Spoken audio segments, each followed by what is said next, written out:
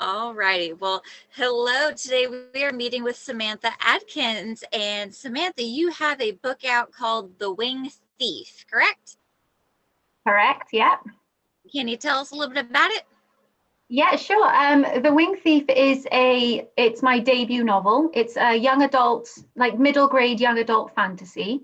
But personally, I think adults can enjoy it just as much. I know I've never stopped reading reading young adult. It's the story is based in a magical land called Letheria. So that is a magical forest that's completely hidden from humans or the outsiders.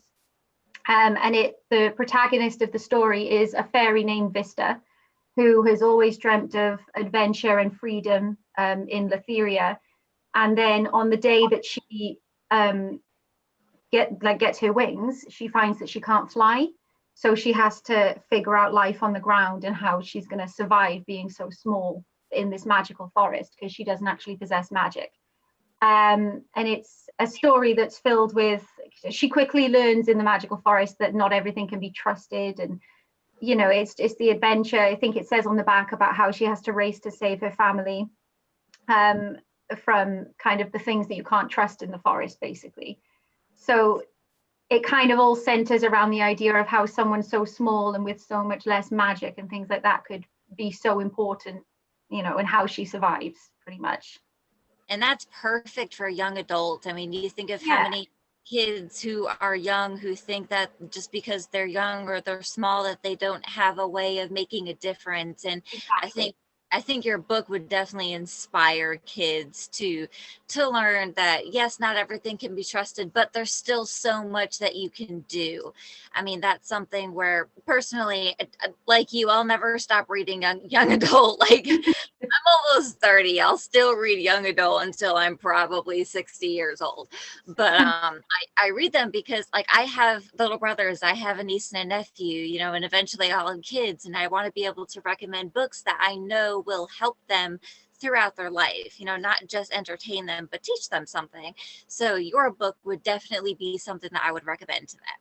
Thank you. I think that's the idea. I wanted the main person. She's tiny. She doesn't possess magic of her own. She's not the strongest. She doesn't know a lot about the forest, but she's still the most important character. She's the main character in the story.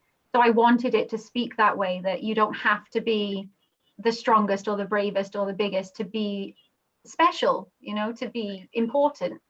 It's like That's the kind of the message I want with the book.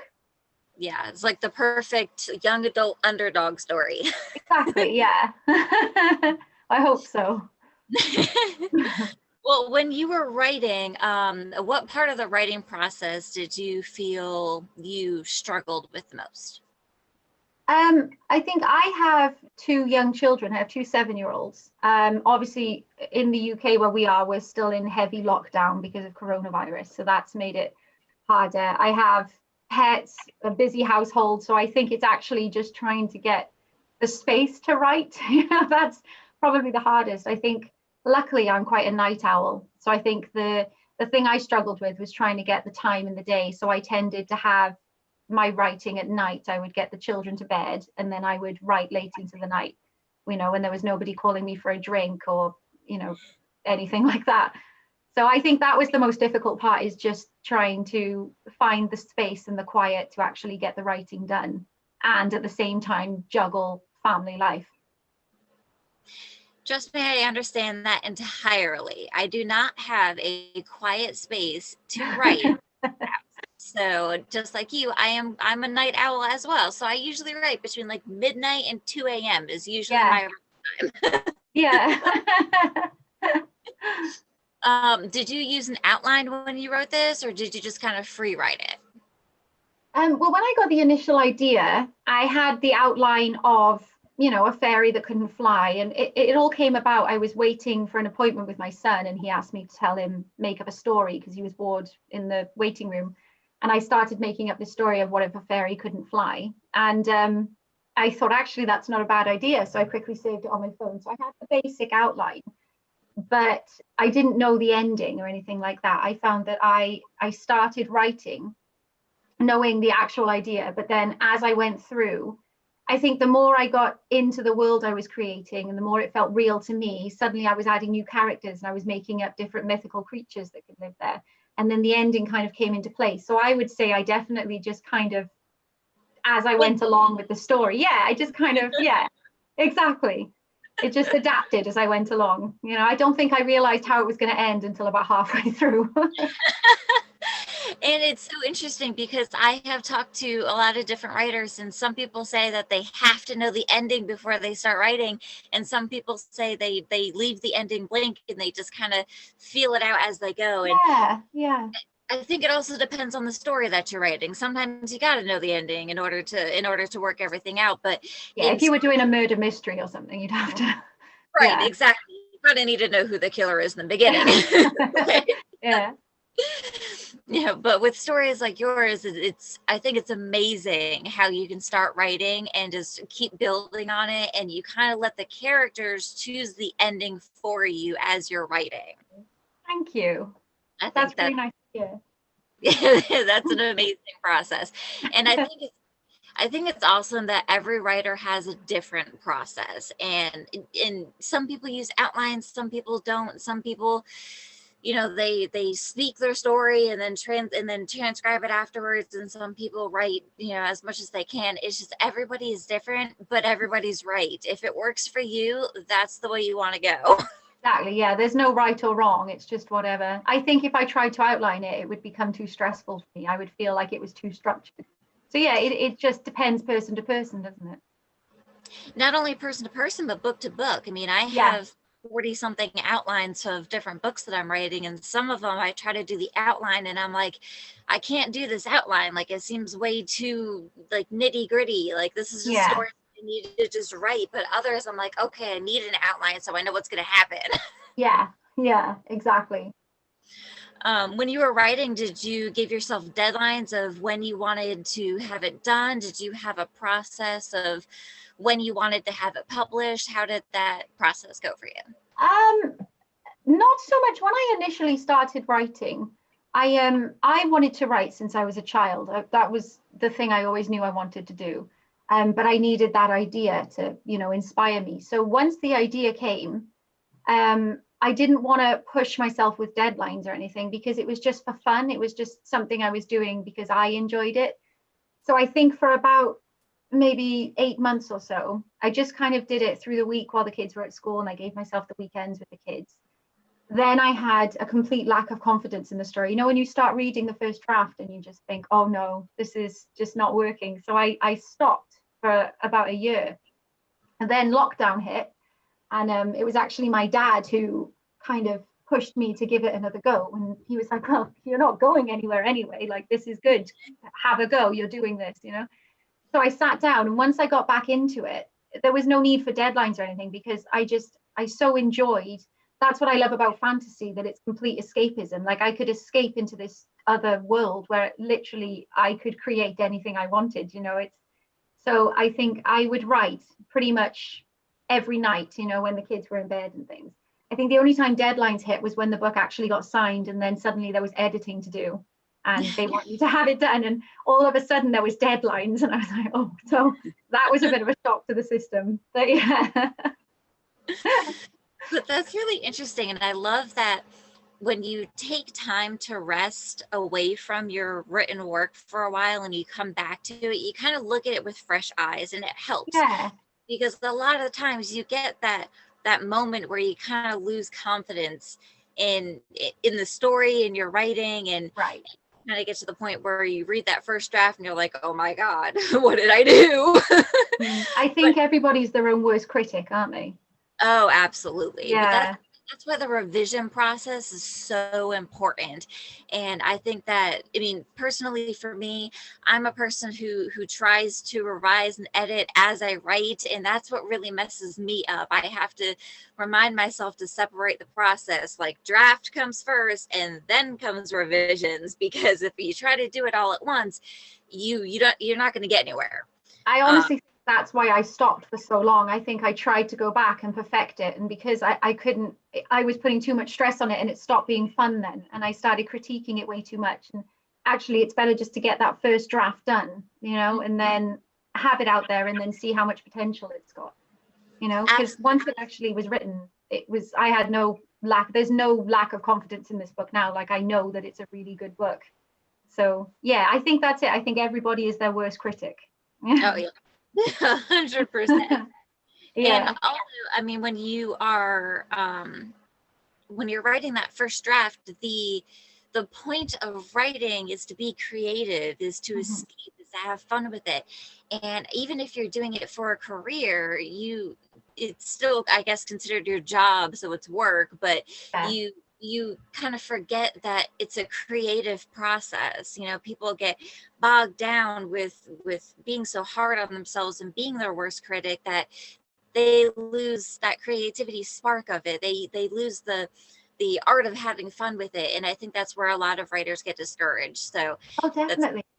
yeah, I mean, and I think that if you get to that point, just like you kind of just have to set it aside for a little while, give it a little rest and come back to it, because then you have a kind of a fresh look on things, and you can look at it, and then you can do your revisions, and that thing gets perfected in the revision process. So I think you remember then, you have to remind yourself of why you write. Like, writing, if you enjoy it, it is so much fun.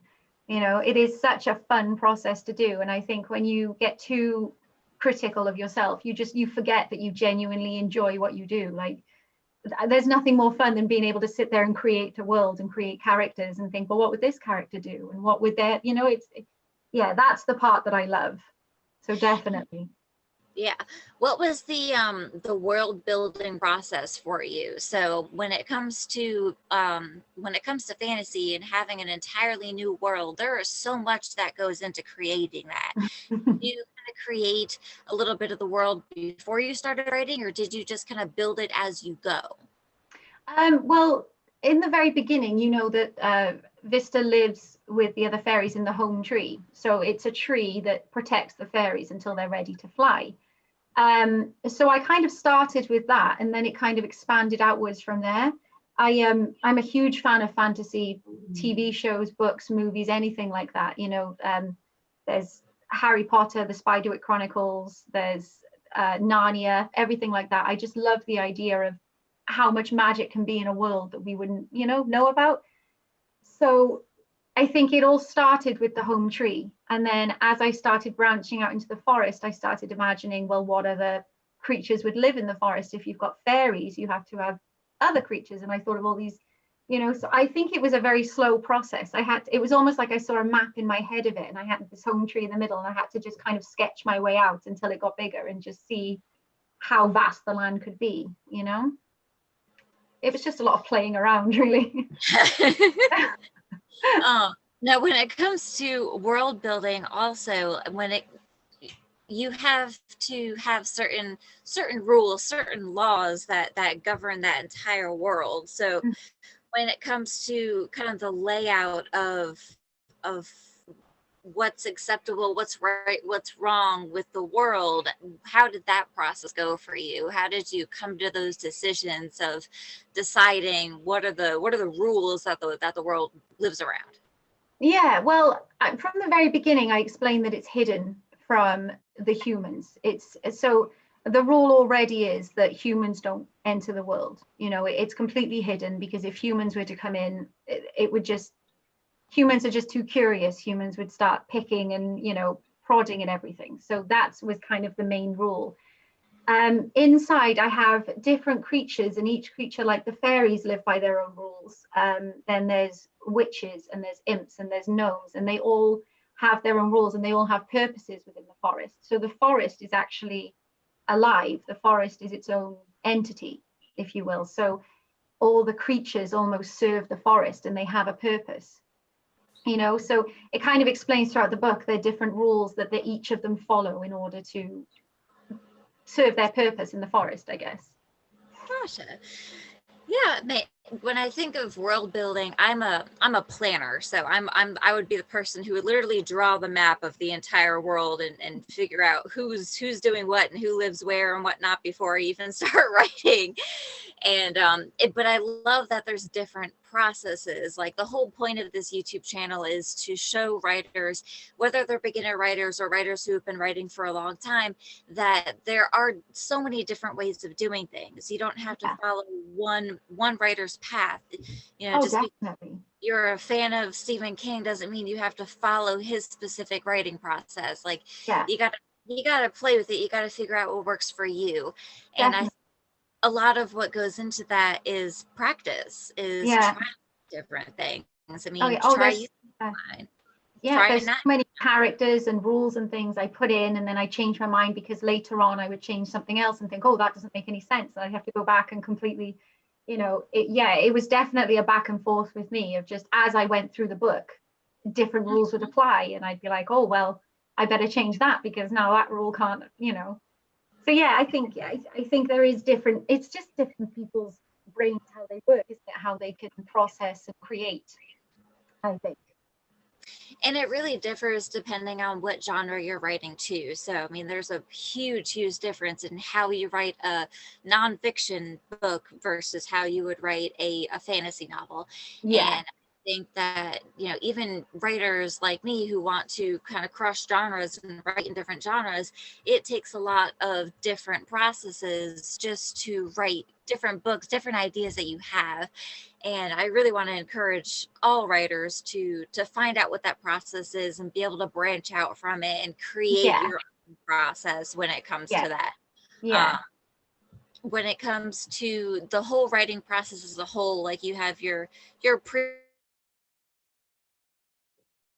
Oh, sorry, I think I've lost your signal a minute. I can't hear you. Oh, sorry, I can't hear you.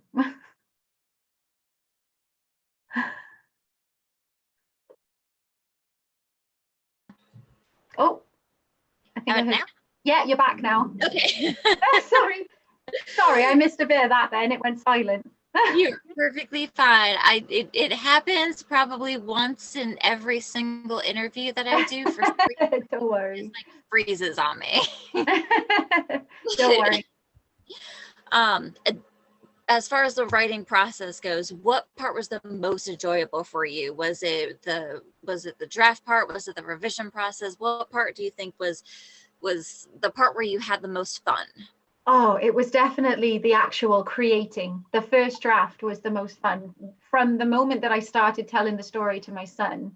And he seemed to quite enjoy it. And he was asking what would happen next. And I realized it was something that people would be interested in.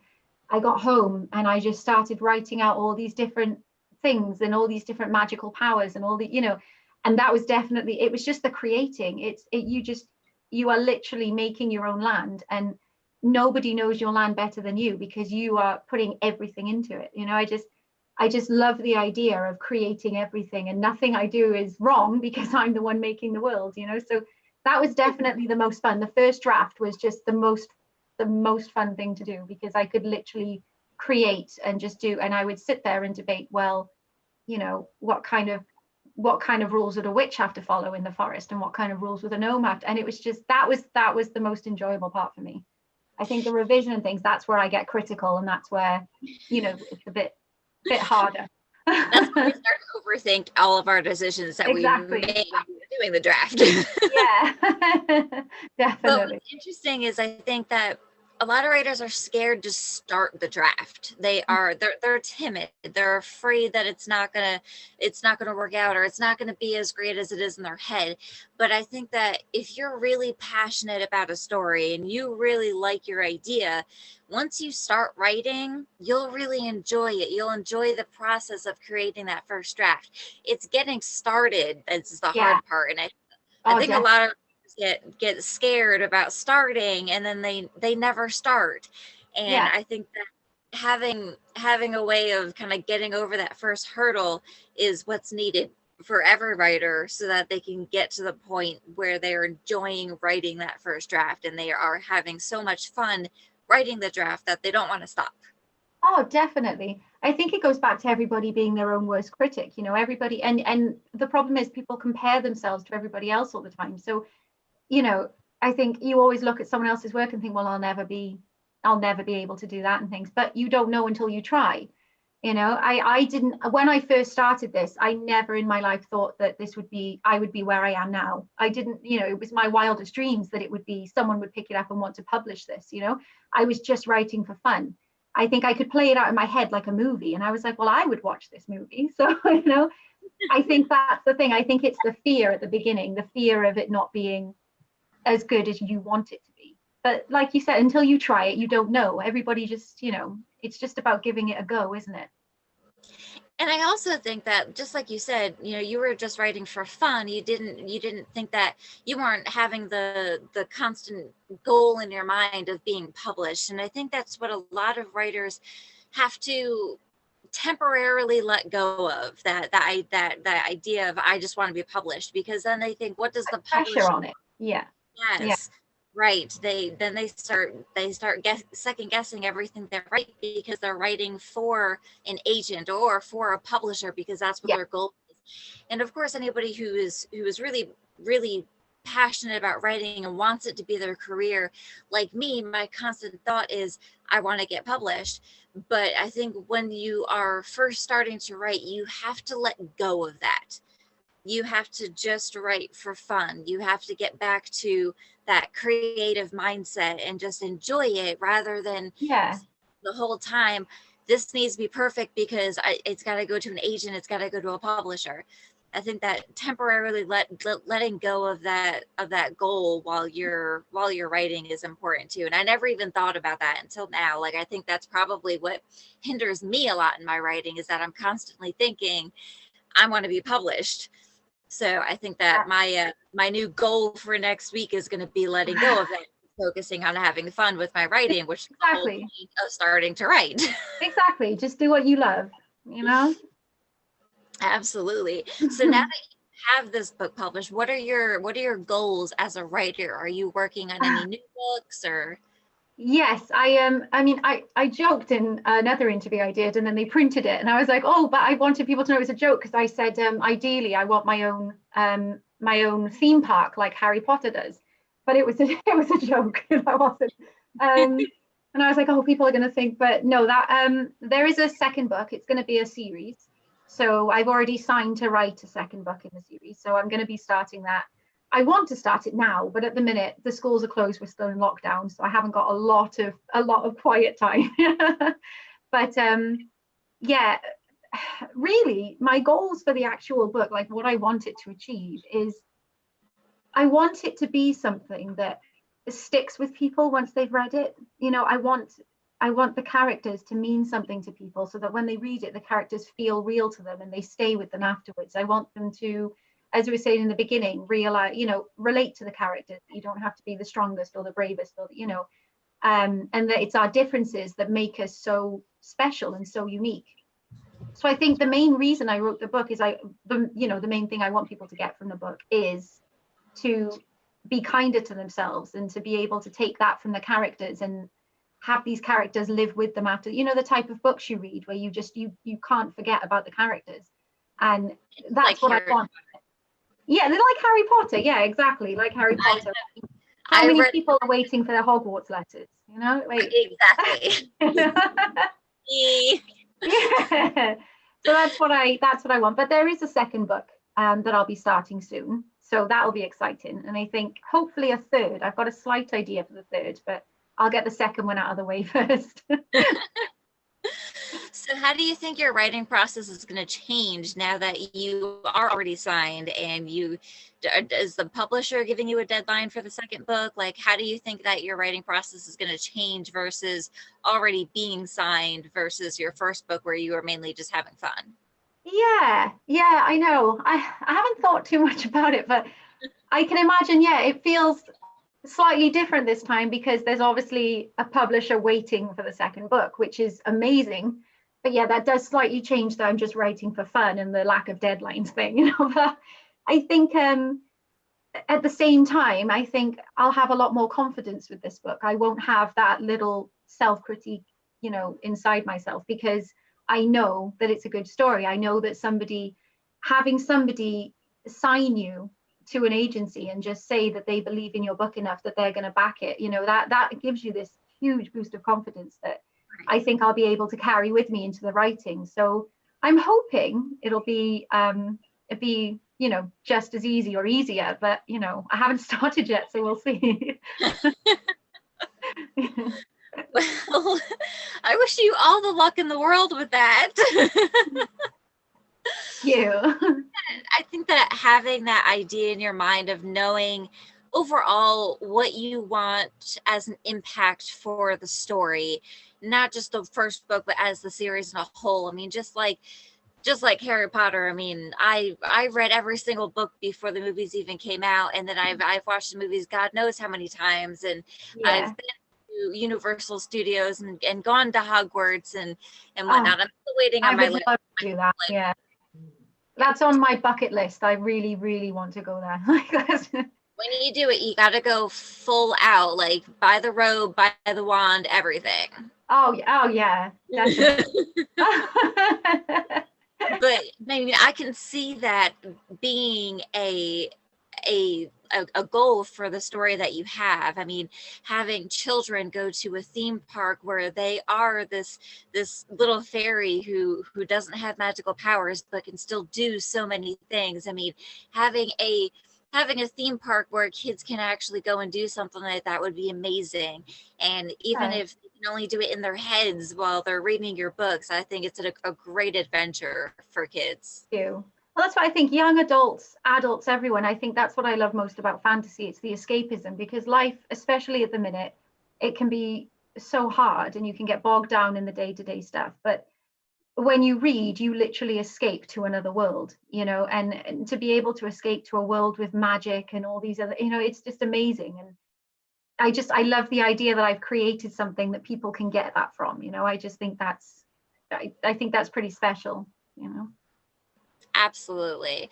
Well, is there anything that you want to say to aspiring writers out there, or even writers who are already published? Any advice you want to give? I mean, to writers that are aspiring out there, I would honestly say just to be kind to yourself. I never, ever thought I would be in this position. It was always my dream, and I'm so grateful I am. But I learned from this that you have to be kind to yourself. You have to, if you're getting overwhelmed or anything, take breaks, and then go back to it. And when you go back with new eyes, everything looks different again. I ended up taking a year off from my book, I think everybody is so harsh on themselves and harsh on everybody else all the time. And I think a little bit of kindness just goes a long way, because people can do it. When you start to relax and realize what you're doing it for, it can be done. And obviously the other thing is, as I kept saying, it's just spreading that message that everybody's different. But that doesn't mean if somebody's got a bestseller, or if somebody sells out their book in a week and somebody's a New York Times best, it doesn't mean that you can't be one day.